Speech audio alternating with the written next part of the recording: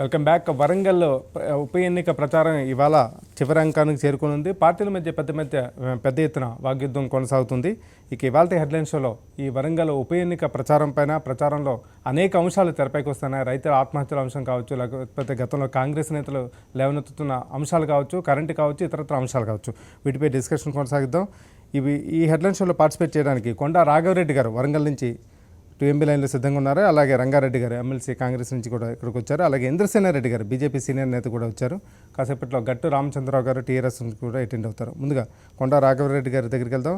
రాఘవరెడ్డి గారు, నిన్న ఎన్నికల ప్రచార సభలో పెద్ద ఎత్తున కొన్ని కామెంట్స్ చేయడం జరిగింది. మొత్తం మీదకి ప్రభుత్వ పనితీరు కావచ్చు, ఇతరత్ర అంశాలు కావచ్చు, మీరు ప్రస్తావిస్తున్న అంశాల పట్ల ప్రజల నుంచి ఎలాంటి స్పందన వ్యక్తమవుతుంది? ప్రధానంగా ఏ అంశాలను జనంలోకి మీరు తీసుకెళ్తున్నారు? అక్కడ ఉన్న పెద్దలందరికీ నమస్కారం. హరిగారు, ఇప్పుడు ఈ ఎన్నిక అనేది అనివార్యం. సరే, కేసీఆర్ గారి అహంకారంతో వచ్చిందా లేకపోతే ఏ విధంగా వచ్చిందనేది ప్రజలు గ్రహించారు. ఇవాళ ప్రజలు ఒకటే చూస్తూ ఉన్నారు. అదేంటంటే రాజశేఖర రెడ్డి గారి పాలన ఎట్లుంది, ఆ పాలన తర్వాత వచ్చినటువంటి ముఖ్యమంత్రుల పాలన ఎట్లుంది, ఇప్పుడున్నటువంటి ముఖ్యమంత్రి పాలన ఎట్లున్నది బేరీ చేసుకుంటూ ఉన్నారు. దీంట్లో ఆంధ్ర పార్టీలు, తెలంగాణ పార్టీలు, ఇంకో పార్టీలు అనేది చూడడానికి తెలంగాణ ప్రజలు పోరుగడ్డ మీద పుట్టినటువంటి ప్రజలు, ఉద్యమాలతోటి ముందుకు పోయేటటువంటి ప్రజలు చాలా గ్రహిస్తారు. వాళ్ళు ఒకటే ఆలోచన చేస్తూ ఉన్నారు. రాజశేఖర రెడ్డి గారు ఏ విధంగానైతే కార్యక్రమాలు చేసిండో ఆ కార్యక్రమాలను ముందుకు తీసుకుపోవడం కాకుండా ఇవాళ దాన్ని నిర్వీర్యం చేసే ప్రయత్నం చేస్తున్నారని చెప్పి ప్రజలే గ్రహిస్తారు. మీరు చూడండి, 13 రోజులైంది నేను ఇవాళకి వచ్చి. రోజా గారు వచ్చినప్పుడు కావచ్చు, జగన్మోహన్ రెడ్డి గారు వచ్చినప్పుడు కావచ్చు, ప్రజలు తరలి వస్తారు. తరలిస్తలేం మేము. వేరే పార్టీలందరూ కూడా ప్రజలను తరలించి గుంపులు కూర్చోబెట్టి మాట్లాడుకుంటున్నారు తప్ప మేము తరలిచ్చిన ప్రజలకు మెసేజ్ పెట్టేటటువంటి ప్రయత్నం చేస్తూ ఉన్నాం. ఒకటి అందరికీ తెలిసిన విషయం ఏంటంటే, ఏ ముఖ్యమంత్రిని కూడా ఇప్పటివరకు చూడలేను నేను. మరి చెన్నారెడ్డి గారి నుంచి ఇప్పటి వరకు 18 నెలల్లో ఇంత పెద్ద ఎత్తున వ్యతిరేకత రావడం, మాటలు చెప్పడం ఎక్కువైపోయింది, చేతలు పూర్తిగా లేవు. అసలు చేసేటటువంటి పరిస్థితిలో కూడా లేడు. ఆ మాటలే చెప్పేటివి కావు. ఆ చెప్పేటి మాటలను చూసి ఇవాళ చేసే పరిస్థితి లేకపోయే వరకు, రోజుకో మాట మాట్లాడే వరకు ఆ ప్రజలు ఖచ్చితంగా తెలంగాణ ప్రభుత్వానికి బుద్ధి చెప్పడానికి సిద్ధంగా ఉన్నారు. అయితే ఇంట్లో ఇంకోటి ఏంటంటే, వైఎస్ఆర్సీపీ ఎందుకు గెలుస్తారనేటటువంటి భరోసా మాకు ఉందంటే, కాంగ్రెస్కు క్యాండిడేట్ దొరకక సెకండ్ హ్యాండ్ బీఫామ్ ఇచ్చి సర్వసత్యనారాయణ గారు తీసుకొచ్చారు. నాయకత్వ లోపం స్పష్టంగా కనబడుతుంది. ఇక్కడ భాష అర్థం కాని వ్యక్తులను తీసుకొచ్చి మాట్లాడిపిస్తే ఎవరు చప్పట్లు కొడతారు? ఇక బీజేపీకి బీహారు వణుకు పుట్టింది. తెలుగుదేశము పూర్తిగా వాళ్ళు సపోర్ట్ చేసే పరిస్థితులు లేరు. ఎక్కడ కూడా తెలుగుదేశం వాళ్ళు ఈ జిల్లాలో కేసీఆర్కు లోపాయికారిగా ఒప్పందం పెట్టుకున్నట్టు అనుమానాలు తెచ్చే పరిస్థితి వాళ్ళు ఉన్నారు. అందుకు ఖచ్చితంగా నాకున్న 13 రోజుల నుంచి నేను ప్రజల్లో తిరుగుతూ ఉన్నా. ఎట్టి పరిస్థితుల్లో ప్రజలు విచిత్రమైనటువంటి నిర్ణయం ఇస్తాం. ఒకటి, ఇవాళ సాయంత్రానికి అందరూ వెళ్ళిపోవాలి ఇక్కడ నుండి. కానీ టీఆర్ఎస్ వాళ్ళు నిన్నటి నుంచే పైసలు పంచడం స్టార్ట్ చేశారు. వీటన్నిటి దృష్టిలో పెట్టుకుంటే ముఖాముఖి టీఆర్ఎస్ వైఎస్ఆర్సీపీకి ఉంటుందనేటటువంటి భావన మాకు 13 రోజుల తర్వాత కలిగింది. ఓకే రాఘవరెడ్డి. ఇంద్రసేనారెడ్డి గారు, వాస్తవంగా ఆ ఎన్నికల ప్రచార సభకు సంబంధించి మొత్తం అభ్యర్థి ఎన్నిక వరకు కాస్త డిలే చేసినప్పటికీ కూడా తర్వాత పెద్ద ఎత్తున మీ పార్టీ కూడా ప్రచారం చేస్తుంది. కొన్ని అంశాలు, అంటే గతంలో బీహార్ ఎన్నిక అంశాలని నేపథ్యంలో ఉంచుకొని కొన్ని ప్రచార అంశాలను మార్పు చేసుకుని కూడా ముందుకెళ్లాల్సిన పరిస్థితి మీ పార్టీకి ఉందని అనుకుంటున్నారా? లేకపోతే ఇప్పటివరకు మీరు చేస్తున్న లేవనెత్తుతున్న అంశాల పట్ల స్పందన బాగానే ఉందని అనుకుంటున్నారా? మేము మా అభ్యర్థి ముందే డిసైడ్ చేసినాము. అనౌన్స్ చేయటం లేట్గా అనౌన్స్ చేసినాము. తర్వాత బీహార్ ఎలక్షన్ రిజల్ట్స్ కంటే ముందే ఇక్కడ క్యాండిడేట్ నిర్ణయం ప్రచారం ఇదంతా అయింది. దాంతో దీనికి సంబంధం లేదు. ఈరోజు ప్రజలలో ప్రభుత్వం మీద వ్యతిరేకత చాలా ఉంది. ఆ వ్యతిరేకత స్పష్టంగా ప్రభుత్వంలో ఉండేటువంటి మంత్రులు, నాయకులు వెళ్ళినప్పుడు గ్రామాలలో క్వశ్చనింగ్ చేయటం స్పష్టంగా చూస్తున్నాం. ఈరోజు చంద్రశేఖరరావు ఆ భయంతో వచ్చి మళ్ళీ సెంటిమెంట్ని రెచ్చగొట్టడానికి, ప్రొవోక్ చేయటానికి, తర్వాత ఇష్టం వచ్చినట్టుగా మాట్లాడితే ఏంటంటే అసలు సబ్జెక్టు పక్కన పోయి దీని మీద చర్చిస్తారనేటువంటి దీంతో అతడు ఇది చేసినాడు.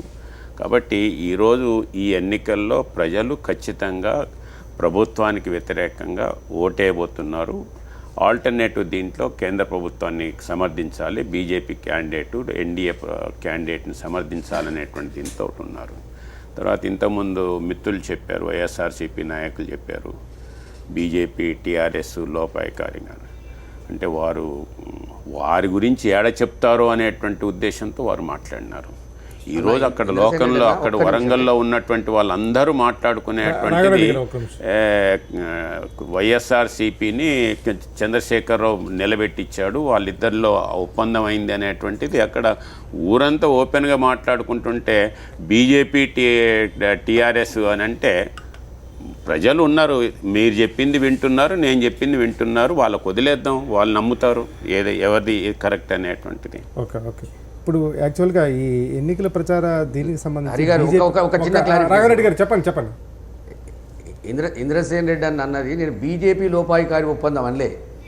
ఈ అబద్ధాల పునాదుల మీద ముఖ్యమంత్రి అయినటువంటి చంద్రబాబు నాయుడు గారి పార్టీ అందరికీ దోకా చేస్తుంది. ఎన్టీ రామారావుకు దోకా చేసింది, ఆంధ్రలో ప్రజలు ఓట్లేసి గెలిపిస్తే వాళ్ళను దోకా చేసింది, ఇప్పుడు మిమ్మల్ని కూడా దోకా చేస్తుంది. లోపాయికారిగా ఇక్కడ తెలుగుదేశం శ్రేణులు మీకు ఎవ్వరికి పనిచేయట్లేదు అనేది నేను చెప్పిన, మీరు లోపాయికారి ఉన్నారని చెప్పలే. ఈ ధోకాబాజీ తెలుగుదేశం పార్టీ గురించి చెప్పినా నేను. ఓకే ఇంద్రసేన్ రెడ్డి గారు, వాస్తవంగా ఈ బీజేపీ కూడా అంటే కేసీఆర్ గతంలో ప్రచారం చేసినప్పుడు కూడా బీజేపీ నుంచి అనుకున్నంత స్థాయిలో అంటే కేంద్ర ప్రభుత్వంలో అధికారంలో ఉంది కాబట్టి అనుకున్నంత స్థాయిలో ఇక్కడ సహాయం రావట్లేదు. రాష్ట్ర ప్రభుత్వం విస్తృతమైన పథకాలు చేపట్టినప్పటికీ, విస్తృతమైన కార్యక్రమాలు చేపడుతున్నప్పటికీ దానికి సరైన సహకారం అందించట్లేదు ఒక రకమైన అంశం ప్రతిసారి తెరపైకి రావడం జరిగింది. కిషన్ రెడ్డి కూడా మీ రాష్ట్రానికి కేంద్ర ప్రభుత్వం నుంచి నువ్వు ఏం తీసుకొచ్చో చెప్పగలవా అని చెప్పి సూటిగా ప్రశ్నలు కూడా వేయటం జరిగింది. టీఆర్ఎస్ నాయకులు ఇప్పుడు ఉన్నారు, వారు కూడా అదే మాట్లాడతారు. మేము మార్కెట్కి వెళ్ళి ఆలుగడ్డల ధరలు అడిగితే టమాటాల ధరలు చెప్తుంటారు, లేదా ఇంకోటి ప్రశ్నిస్తుంటారు. మేము అడిగిన దానికి జవాబు చెప్పకుండా దాన్ని డైవర్ట్ చేయటంలో టీఆర్ఎస్ నాయకులు సిద్ధులు. ఈరోజు చంద్రశేఖరరావు మేము అడుగుతున్నాం, ఏదో పప్పు పుట్నాలు ఇచ్చి ఇచ్చేయటం కాదు, ఈ రాష్ట్ర ప్రజలకి 18 నెలల్లో లాంగ్ దీంట్లో చేయవలసినటువంటి చర్యలు ఏమైనా చేపట్టినావా? ఈరోజు ఇక్కడ ఉండేటువంటి వాళ్ళకు ఉద్యోగాలకు రావాలి, ఇక్కడ ఉండేటువంటి రైతులకు సాగునీరు కావాలి, ఇక్కడ ఉండేటువంటి ప్రజలకి చదువుకుంటానికి అవకాశం కావాలి. కానీ ఈయన అధికారంలో రాకముందు ఏం చెప్పాడు? కార్పొరేట్ కాలేజెస్ అని చెప్పాడు, కార్పొరేట్ కాలేజెస్ని మూసేయిస్తానని చెప్పాడు. ఏ కార్పొరేట్ కాలేజెస్ని మూసేయించాడు? నిన్న జరిగినటువంటి ఆ యొక్క చైతన్య పిల్లవాడిని నడిపించినటువంటి దీంట్లో వాళ్ళకు ఉన్నటువంటి లోపాయికారు ఒప్పందం ఏంది? ఈరోజు ఇక్కడ ఉండేటువంటి ప్రైవేట్ కాలేజెస్ ఏవైతే ఉన్నాయో వాటి విషయంలో నేను అన్ని రకాలుగా హెల్ప్ చేస్తానన్నటువంటి మాట్లాడటం లేదు. అదే రకంగా రైతుల విషయంలో మాట్లాడటం లేదు. స్కీమ్స్ అంటున్నాడు. నిన్నగాక వరంగల్కి వచ్చినటువంటి వ్యక్తి టెక్స్టైల్ పార్క్ అన్నాడు. కేంద్ర ప్రభుత్వం 100 కోట్ల రూపాయలు ఇస్తే టెక్స్టైల్ పార్క్ ల్యాండ్ ఇవ్వలేదు, అక్కడ ఉండేటువంటి కోచ్ ఫ్యాక్టరీకి ల్యాండ్ ఇవ్వలేదు. అదే రకంగా ఎయిమ్స్కి సంబంధించినటువంటి దాంట్లో ల్యాండ్ ఇవ్వలేదు. ఇవన్నీ ఇవ్వకుండా ఇవ్వటం లేదు అని అంటే ఎక్కడికి వెళ్ళి ఇస్తారు? నువ్వు చేయవలసినటువంటి పని చేయటం లేదు. ఈరోజు కూడా ఇప్పుడు అదే విషయం రాబోతుంది. ఏదైతే మీరు కూడా చదివారు, వాళ్ళ కరపత్రం ఉంది, రోజు కొత్త కరపత్రం వస్తుంది, దాని పేరే నమస్తే తెలంగాణ. దాంట్లో మాట్లాడుతున్నారు వారికి వీరికి వ్యత్యాసం చూపెట్టారని చెప్పి. ఈ ప్రభుత్వం ఇక్కడ ఉండేటువంటి వ్యతిరేకమైనటువంటి సర్పంచ్ల మీద వ్యత్యాసం చూపిస్తున్నారు. సర్పంచులు ప్రతిపక్ష పార్టీలు ఉన్నటువంటి వాళ్ళకి ఇవ్వటం లేదు. నేను మంజూరు చేసినటువంటి ఇండ్ల గురించి కేంద్ర ప్రభుత్వం ఏది చేసినా కొన్ని నామ్స్ పెట్టుకొని చేస్తుంది, ఆ నామ్స్ ప్రకారమే ఇస్తుంది. అంతేగాని నా సర్పంచ్ కాబట్టి నేను ఇస్తాను, అవతల సర్పంచ్ అవతల ఎమ్మెల్యే కాబట్టి వాళ్ళకి ఇవ్వను అనేటువంటి పద్ధతి కేంద్రంలో ఉండదు. ఒకవేళ అదే గనక కరెక్ట్ అయినట్లయితే ఈరోజు వెంకయ్యనాయుడు గారు అర్బన్ మినిస్ట్రీగా ఉండి స్మార్ట్ సిటీస్లలో నెల్లూరుని పెట్టుకోలేకపోయినాడు. ఆయన సొంత జిల్లా, సొంత టౌన్ అయినా కానీ, ఎందుకంటే ఆ నామ్స్లో ఫిట్ ఇన్ కాలేదు. అదే సిద్దిపేటకు సంబంధించినటువంటి దాంట్లో డిస్మల్స్లలో కొంత పాపులేషన్ దీంట్లో డిఫరెన్స్ వచ్చితే దానికి ఎగ్జామ్షన్ ఇచ్చి దాన్ని తీసుకున్నాడు. ఒకవేళ విచక్షణే కనుక ఉన్నట్లయితే తీసుకోరు. రంగారెడ్డి గారు, మీ పార్టీ పరిస్థితి ఎలా ఉంది? అసలు పెద్ద ఎత్తున గులాం నబీ ఆజాద్ కానీ ఇతరత్ర నాయకులు వచ్చి ప్రచారం చేస్తున్నారు. ఇందాక రాఘారెడ్డి గారు విమర్శించినట్టుగా తెలుగు రాని వాళ్ళు కూడా ఇక్కడికి వచ్చి చాలా హామీలు గుప్పిస్తున్నారు.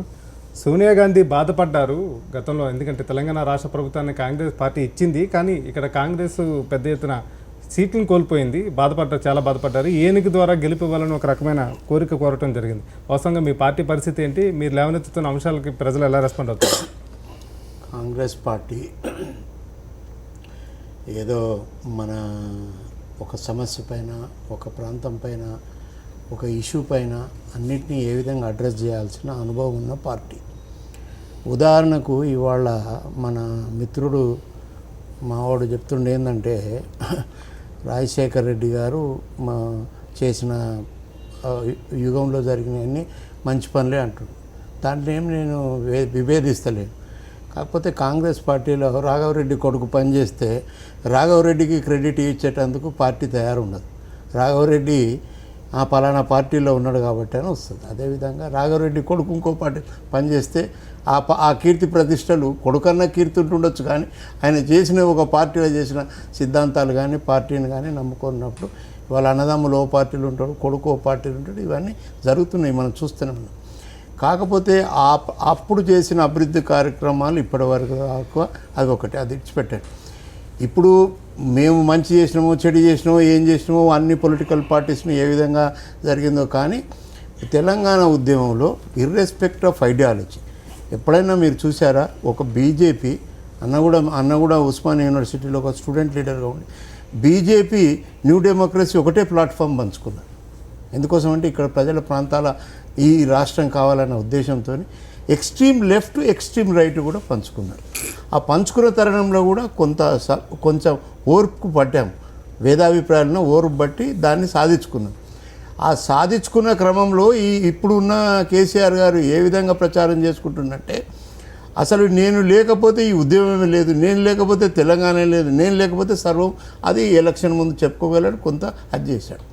ముఖ్యంగా ఏంటంటే ఈ ప్రాంతంలో ఈ 10-15 సంవత్సరాలు 20 సంవత్సరాల నుంచి ఏదైతే అభివృద్ధి కార్యక్రమాలు చేసిర్రో, ఉదాహరణకు 38 లక్షల ఇండ్లు కట్టాము కాంగ్రెస్ పార్టీలో, రాజశేఖర్ రెడ్డి కావచ్చు, కాంగ్రెస్ ప్రభుత్వంలో అంతరు కడితే అప్పుడు కట్టినప్పుడు ఏమో కాన్సెప్ట్ ఉండే, రాజశేఖర్ రెడ్డి గారు కానీ కాంగ్రెస్ పార్టీ కాన్సెప్ట్ ఏముండే, గుడిసెలలో నివసించి వర్షానికి తడుస్తున్నారు కాబట్టి మినిమం అందరికి షెల్టర్ ఇవ్వాలి, ఇర్రెస్పెక్టివ్ ఆఫ్ సాచురేషన్ మెథడ్లో ఎవరికి వారు వీరు ఏదని చూడలే.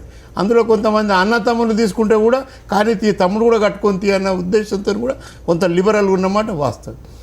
దాన్ని ఆసరగా తీసుకొని మళ్ళీ రివర్స్ ప్రచారం ఏమని చేశారు, నేను కట్టిన ఇల్లు కాలుకు అందట్లేదు, భార్యాభర్తలు తప్ప ఇంకా వేరే వాళ్ళు ఉండటానికి లేదని దాన్ని నెగటివ్ ప్రచారం చేసి డబుల్ బెడ్రూమ్లు అని ఒక పెద్ద స్కీము అనౌన్స్ చేశాడు. ప్రజలు ఏమనుకున్నారంటే 38 లక్షలు ఉన్న ఇండ్లు కడతారు మళ్ళా, అంటే ఇంతకుముందు కట్టారు కదా, అవి డబుల్ బెడ్రూమ్లు అయితే నా ఇల్లు ఇంకా మళ్ళీ డబుల్ బెడ్రూమ్లు వస్తాయి కదా ఆశపడి అట్టినాను. కాంగ్రెస్ రిజిమ్లో రాజశేఖర్ రెడ్డి గారు ఉన్నప్పుడు కానీ అంతకుముందు కానీ తర్వాత కానీ ప్రతి చదువుకున్న పేదవాడికి ఈవెన్ ఈబీసీ వాళ్ళకు కూడా అందరికీ స్కాలర్షిప్ ఇవ్వటం, వాళ్ళు ఇవాళ అమెరికాలో అన్ని సిటీస్లో ఉన్న ఎక్కువ విద్యార్థులు పేద విద్యార్థులు ఈ ప్రాంతం నుంచి దాన్ని వచ్చి బంద్ చేసిండు. ఈ డబుల్ బెడ్రూమ్లు అనుకుంటే బంద్ చేసిండు. డబుల్ బెడ్రూమ్లు ఎలక్షన్ ముంగలు రాగానే ఒక మోడల్ హౌస్ చూపిస్తాడు. అంటే మోడల్ హౌస్ అంటే 10 లక్షల ఇండ్లు కావాలంటే ఇప్పుడు 5 లక్షల ఇండ్లు సెమీ ఫినిష్డ్ అయింది, అవిటికి డబ్బులు రిలీజ్ చేస్తలేడు. 2-3 ఆడికి కాన్స్టిట్యున్సీకి ఊరికి 1-2 కట్టించి ఆ మోడల్ హౌజులందరికీ నేను డబుల్ బెడ్రూమ్లు కడుతున్నాను. ఇక ఇరిగేషన్ పాలసీ వస్తే ముఖ్యంగా రైతులకు కావాల్సింది ఇరిగేషన్. మనకు అదృష్టవశాత్తు ఎంత బాగుందంటే ప్రపంచంలోకెల్లా తెలంగాణది చాలా అదృష్టంగా జాగ్రఫికల్ కండిషన్స్ ఉన్నాయి. ఉదాహరణకు మన ల్యాండ్స్ పైన ఉంది, మళ్ళీ కిందనేమో వాటర్ పోతుంది, గోదావరి పోతుంది, కృష్ణ పోతుంది. మనకు కావాల్సింది లిఫ్ట్. ఆ లిఫ్ట్ టెక్నాలజీని మాకు ఎట్లా చెప్తుందంటే మేము ఏ యూనివర్సిటీలలో చదువుకోలేదు, మేమేదో ఆది మానవులము ఇప్పుడే చూస్తున్నట్టు. మీకు ఏం తెలుసు, నేను డిజైన్లు మారుస్తున్నా అంటావు. ఏం డిజైన్లు మారుస్తున్నట్టు? డిజైన్ మార్చేటప్పుడు కూడా ఇదే రాజశేఖర్ రెడ్డి, మావాడు బాగా రాజశేఖర్ రెడ్డి గారు భక్తులు కాబట్టి ఇదే రాజశేఖర్ రెడ్డి గారు ఇటువంటి పార్టీలోనే వితిన్ ద పార్టీలో కూడా ప్రాణహిత చేయాల మీద ఎంతో పెద్ద డిబేట్ అయింది. నేను కూడా పర్సనల్గా వారితో మాట్లాడితే నాకు 20 నిమిషాలు ఎక్స్ప్లెయిన్ చేశాడు. లెఫ్ట్ ఈ అప్లైన్ ల్యాండ్స్లో ఎట్లా మనం చేయాలా, ఎట్లా చేస్తే బాగుంటుంది, ఏం చేస్తే బాగుంటుంది అనే దాని మీద ఇరిగేషన్ చేస్తే దాన్ని రీడిజైన్ అని రీఎస్టిమేషన్ అని మళ్ళీ కమిషన్లు. ఇంకో దాంట్లో ఏం గొప్పతనం అంటే 50 TMC వాటర్ గ్రిడ్ కింద పెట్టినాం. 7 జిల్లాలలో వాటర్ గ్రిడ్ కింద పెట్టినాం. ఆ వాటర్ గ్రిడ్ పెట్టి 30,000 కోట్లలో ప్రాణహిత చేవేళ కంప్లీట్ అవుతుంది. ఇవాళ 10,000 TMC ఆల్రెడీ ఖర్చు పెట్టారు. దాన్ని రీడిజైన్ చేస్తే ఈ వాటర్ గ్రిడ్ రాదు. ఈ వాటర్ గ్రిడ్ ఏంది 40-50 వేల కోట్లు పెట్టి నువ్వు 30,000 కోట్లు పెట్టిండు. ఒక టెండర్ 15-20% మైనస్ పోయే టెండర్ను ఇవాళ 10% చేసి అంటే 10,000 నుంచి 5,000 వరకు పెద్ద స్కామ్ ఉంది. అది దాని మీద మాట్లాడకుండా పబ్లిక్ మీటింగ్లో మై 12% షాద్నగర్ సే ఏలాన్ కర్తాం అన్నాడు. ఏమాయ 3 ఎకరాల భూమి ఏమాయ కేజీ టు పేజీ నా మన్మడు కూడా అనేది అవుతాడు. కనీసం ఫీజు రియంబర్స్మెంట్ ఇస్తలేవు, నువ్వు మాట్లాడు. ఇవన్నీ కప్పిపుచ్చి కిషన్ రెడ్డి గారిని తిడుతున్నా, జయపాల్ రెడ్డి గారిని తిడుతున్నా, మళ్ళీ నాకు నా భాష ఇట్లనే ఉంటుంది. అంటే ఈ గడ్డ మీద పుట్టిన వాళ్ళకి మాకు భాష రాదు, మేము అదే భాష మాట్లాడితే డిక్షనరీ కొనుక్కున్నాలి. అక్కడ ఉన్నాడు ఆ మావాడు రాఘవరెడ్డిని మాట్లాడమను, ఎసటి భాష మాట్లాడతాడు చూపిస్తాడు. అది కాదు, సాంప్రదాయకంగా ఈ ప్రాంతం ఒక గౌరవం ఉంది. శత్రువు ఇంటికి వచ్చిన ఐడియాలజికల్గా డిఫరెన్స్ ఉన్న ఇంటికి వస్తే గౌరవం ఇచ్చి మర్యాద ఇస్తావు. అయినా నువ్వు ముఖ్యమంత్రి, మా అందరికి ముఖ్యమంత్రి. నువ్వు మాట్లాడేటప్పుడు ఆలోచించి ఏ విధమైన న్యాయము నిజం మాట్లాడాలి. అంతకుముందు ఏం మాట్లాడినా ఉద్యోగం నడిచిపోయింది, కొట్టుకపోయింది ఉద్యోగం పేరు మీద. కానీ ఇప్పుడు మాట్లాడేటప్పుడు కొంత గౌరవపదంగా మాట్లాడితే బాగుంటుంది. ఓకే రామచంద్ర గారు, వాస్తవంగా ఈ వరంగల్ లోక్సభ ఉప ఎన్నికకి సంబంధించి ఎన్నిక ఒక్క నియోజకవర్గానికి పరిమితమైనప్పటికీ కూడా ఈ 16-15 నెలల కాలంలో ప్రభుత్వం అనుసరిస్తున్న ధోరణి కావచ్చు, వైఖరి కావచ్చు, ఈ అంశం మీద అనేక అంశాల మీద పెద్ద ఎత్తున విమర్శలు చేయడానికి ఒక ప్లాట్ఫామ్ అయింది. ప్రభుత్వం సమాధానం చెప్పుకోవడానికి కూడా ఒక ప్లాట్ఫామ్ అయింది. మీరు ప్రతిపక్షాలు చేస్తున్న ఆరోపణలకు కానీ విమర్శలకు కానీ ఎలాంటి సమాధానం ఇస్తారు? ఉప ఎన్నికంటూ వచ్చిన తర్వాత ఖచ్చితంగా ఒకటే ఎన్నిక ఉంటుంది కాబట్టి అందరు దాని మీదనే కేంద్రీకరిస్తారు. ప్రతిపక్షాలనే కేంద్రీకరిస్తే అధికార పక్షం పాజిటివ్ ఓటు కోసం ఉంది అని చెప్పడానికి, ప్రతిపక్షాలు నెగిటివ్ ఓటు ఉందని చెప్పడానికి ఖచ్చితంగా ప్రయత్నం చేస్తారు. ప్రతిపక్షాలు 3-4 ఉంటాయి కాబట్టి నోర్లు 4 అవుతాయి, అధికార పక్షం ఒకటే ఉంటుంది కాబట్టి నోరు ఒకటే ఉంటుంది ఎప్పుడైనా. అంటే 4 రకాలుగా మాట్లాడినప్పుడు నిజంగా నెగిటివ్ ఉంది ఏమో ఒక వాతావరణం సృష్టించే ప్రయత్నం కూడా జరుగుతుంది. నెగిటివ్ లేదంటారు మీ అభిప్రాయం ప్రకారం? ప్రభుత్వం పట్ల ఎట్లాంటి వ్యతిరేకత లేదు, మొత్తం అంతా పాజిటివ్గానే ఉంది. ఎందుకంటే నెగిటివ్ ఉందని చెప్పగలిగినప్పుడు మీరు పాజిటివ్ ఉందని చెప్పినప్పుడు వినాల్సిందే, తప్పదు కదా. ఇప్పుడు పాయింట్ ఏంటంటే అధికార పక్షం అనేది వచ్చి 1 సంవత్సరాల కాలం అయింది. ప్రతిపక్షంలో ఉన్న వాళ్ళు ఇప్పుడు కూడా ఇంతకుముందు పరిపాలించిన వాళ్ళు, ఒక వైఎస్ఆర్సీపీ పరిపాలించకపోవచ్చు, బీజేపీ పరిపాలించకపోవచ్చు, కానీ బీజేపీ పొత్తున్న తెలుగుదేశం పార్టీ పరిపాలించింది, కాంగ్రెస్ కూడా పరిపాలించింది. అంటే ప్రజలు అనేవారు ఈ సంవత్సరాల పాలనే కాదు, ఇంతకుముందు 10 ఏళ్ళ పాలన, 9 ఏళ్ళ పాలన కూడా చూస్తారు. కాబట్టి ఎవరైతే పరిపాలించారో వాళ్ళు మాట్లాడుతున్నారు, మేము 9 సంవత్సరాలలో చేసిన ఘనకార్యాన్ని అంతా మీరు 8 సంవత్సరాలలో చేయలేకపోతున్నారనే ఒక వార్త వచ్చినప్పుడు మీరు కూడా గతంలో చేశారు కదా అనేది ప్రజలకు తెలుసు. ఆ విషయం కొత్త పార్టీలు మాట్లాడినప్పుడు, ఇక్కడ వైఎస్ఆర్సీపీ లేదా బీజేపీ మాట్లాడినప్పుడు బీజేపీకి ఆ స్కోప్ ఉండే. ఇప్పుడు ఇచ్చింది మేము అని కాంగ్రెస్ అంటే తెలంగాణ చెప్పుకుంటుందో, తెచ్చింది మేమని టీఆర్ఎస్ చెప్పుకుంటుంది. అట్లాగే బీజేపీ కూడా తెచ్చిన దాంట్లో మా పాత్ర కూడా ఉంది. వాస్తవంగా వాళ్ళు కూడా ఫైట్లో ఉన్నారు కాబట్టి, తెలంగాణ ఉద్యమంలో వాళ్ళు కూడా ఉన్నారు కాబట్టి మేము కూడా చెప్పుకుంటారు వాళ్ళు. కానీ ఇక్కడ తెలుగుదేశం పార్టీకి వచ్చేసరికి, అట్లాగే వైఎస్ఆర్సీపీకి వచ్చేసరికి తెలంగాణ మేము తెచ్చినాం ఇచ్చినాం అనే పాయింట్స్లలో కొన్ని సాధ్యం కాకపోవచ్చు వాళ్ళకి. ఇక్కడ నేననే పాయింట్ ఏంటంటే ఖచ్చితంగా ప్రజలకు ఈ సంవత్సరాల కాలంలో ఇచ్చిన హామీలు అమలు అవ్వడానికి ప్రారంభమైంది అని ప్రజలు నమ్ముతూ ఉన్నారు. రాష్ట్ర విభజన జరిగిన తర్వాత ఈ రాష్ట్రాన్ని ఎవరు తీసుకొచ్చారనే అంశం కన్నా తీసుకొచ్చిన తర్వాత ఏం జరగలేదు అనేది చాలా కీలకం. అది అంటే ఇంతకుముందు అందరూ మాట్లాడారు కాబట్టి ఆ విషయం మీద 2 మాటలు చెప్పక తప్పలేదు. రెండోది ఏంటంటే ఇప్పుడు జరుగుతున్న పరిపాలన మీద సంవత్సరాల కాలంలో మేము ఇచ్చిన హామీలు ఖచ్చితంగానే ప్రారంభమైనాయి అని ప్రజలు నమ్ముతూ ఉన్నారు. ప్రజలు నమ్మిరో లేదో ఎన్నికల తర్వాత తేలుతుంది. అది ప్రాక్టికల్గా ఎవరి అభిప్రాయాలు వాళ్ళకున్నా, ఎవరి వాదనలు వాళ్ళకున్నా తేలాల్సింది ప్రాక్టికలే కాబట్టి ఖచ్చితంగా పాజిటివ్ ఓటు ఉంది. వాళ్ళ ప్రజలలో ఉన్న సంక్షేమ పథకాలలో ఏ పథకాన్ని కూడా ప్రజలకు పనికొస్తున్న పథకాన్ని ఆపలేదు. కొత్తగా కొన్ని పథకాలు ప్రవేశపెట్టిన పథకాలన్నీ అవినీతిమయమని ప్రచారం చేయడం అంటే, గతంలో వాళ్ళ పార్టీలు ఉన్నప్పుడు అవినీతిమయం, ప్రతి ప్రాజెక్టు అవినీతిమయమని చెప్పడం ఎట్లా కరెక్ట్ కాదు, ఇక్కడ ప్రతి పథకం కూడా అవినీతిమయమని చెప్పే ప్రయత్నం కూడా కరెక్ట్ కాదు. అదే కనుక నిజమైతే నిన్న బీహార్లో గెలిచారని చెప్పుకున్న నితీష్ కుమార్ చెప్పిన మాట ఏంటి? నేను అధికారంలోకి వస్తే నేను తెలంగాణ గవర్నమెంట్ తీసుకున్న వాటర్ గేట్ని అమలు చేస్తానని హామీ ఇచ్చాడు. ఎందుకని అంటే దానికి ఆ క్రెడిబిలిటీ ఉంది కాబట్టి. లేదా లోకేష్ లాంటి వాళ్ళు, లేదా మమతా బెనర్జీ లాంటి వాళ్ళ టీమును పంపించి, ఈవెన్ బీజేపీ గవర్నమెంట్ కూడా ఇతర రాష్ట్రాల్లో ఈ పథకాలు మీరు కూడా పరిశీలించండి అని చెప్పిన పరిస్థితి కూడా మనం చూసాం. ఆ పథకం ఆచరణలో, ప్రాక్టికల్లో ఏ విధంగా పోతుంది, నష్టాలు వచ్చినప్పుడు ఖచ్చితంగా ప్రతిపక్షాలు విమర్శించకూడదని కూడా కాదు. అయితే ఇక్కడ పాయింట్ ఏంటంటే పథకం అమలు కాగానే సంవత్సరాల కాలంలో ఎందుకు కాలేదు అనే దానికి ప్రజలకు జవాబు తెలుసు. అది రాబోయే కాలంలో ఎలా అమలు అవుతాయో కూడా వాళ్ళు చూస్తూ ఉన్నారు. ఇక రెండోది ఏంటి, అధికార పక్షం అన్నప్పుడు కేవలం రాష్ట్రంలో ఉన్నదాన్ని అధికార పక్షం అనరు, కేంద్రంలో ఉన్నదాన్ని కూడా అధికార పక్షం అంటారు. తెలంగాణలో అనేది ఇలా బీజేపీ కూడా అధికారంలో ఉన్నట్టే అధికార పక్షం కాబట్టి నీకు ఇక్కడ ఇల్లు లేదు అని చెప్తే ఒక రాష్ట్ర ప్రభుత్వానికి వర్తించదు, అది కేంద్ర ప్రభుత్వానికి కూడా వర్తిస్తుంది. ఇక నువ్వు కూడా కేంద్రంలో ఉన్నారు, కేంద్రంలో పరిపాలిస్తున్నారు, కేంద్రంలో డబ్బులు ఉన్నాయి, కేంద్ర అలాట్మెంట్ ఉంటుంది, కేంద్రంలో తెలంగాణ కూడా భాగమే. ఈ పరిస్థితి మీకు కూడా ఉంటుంది. కొత్త రాష్ట్రం ఏర్పడిన తర్వాత కొన్ని సమస్యలు ఉద్యోగుల విభజన విషయంలో కానివ్వండి, మరో విషయంలో కానీ కొన్ని లేట్ అవుతున్న పరిస్థితులు మనం చూసాం. ఆ లేట్ కారణం టెక్నికల్ పాయింట్సే కావచ్చు, చిత్తశుద్ధితో చేయాలని ప్రభుత్వం పరిశీలించినప్పుడు కూడా కావచ్చు. నేను అనే పాయింట్ ఏంటంటే ఈ రోజు కూడా ఎగ్జాంపుల్ చాలా ఇంద్రసేన చెప్పాడు, పత్తి రైతులకు 4,100 రూపాయలు ఇవాళ ఎంఎస్పీ ప్రకటించారు. అది చాలదు, 5,000 రూపాయలు కావాలని చెప్పి ప్రభుత్వం అడిగింది, ప్రజలు అడుగుతున్నారు, మరో అడుగుతున్నారు. మీరు ఎంతో ఇంతో ఎంఎస్పీని పెంచుతామో పెంచలేమో, లేదా ఇంత పెంచుతామని తెలిస్తే మరో 100-200 బోనస్ ఏదో స్టేట్ గవర్నమెంట్ కలపడానికి స్కోప్ ఉంది. ఏది కర్ణాటకలో 80-100 కలిపారు, ఇక్కడ 150 కలపడానికి ఉన్నది. ఈ రోజు కూడా ఆ రోజు నుంచి ఎంఎస్పీని పెంచుతామని కానీ పెంచమని కానీ 100-200 పెంచుతామని కానీ ప్రకటించలేకపోతాం. అసలు రాష్ట్ర ప్రభుత్వం చేసిన విజ్ఞప్తులు కానీ ఏ దశలో కూడా చూడలేని పరిస్థితులు కనపడతాం. అంటే నేను అనేది ఏంటంటే రాష్ట్రమే చేయడం కాదు, కేంద్రం చేయాల్సిన పనులు కూడా కొన్ని ఉంటాయనే విషయం నేను చెప్పుకొచ్చేది. ఇక రెండో విషయం ఏంటి అంటే ప్రజలలో వీళ్ళు పోతున్నప్పుడు ఆందోళన చేస్తున్నారు, ఎదురొస్తున్నారు, చెప్తా ఉన్నారు. ఇక్కడ ఎదురొచ్చేది మాట్లాడేది మీరు జన్మభూమి కార్యక్రమాలు చూసాం.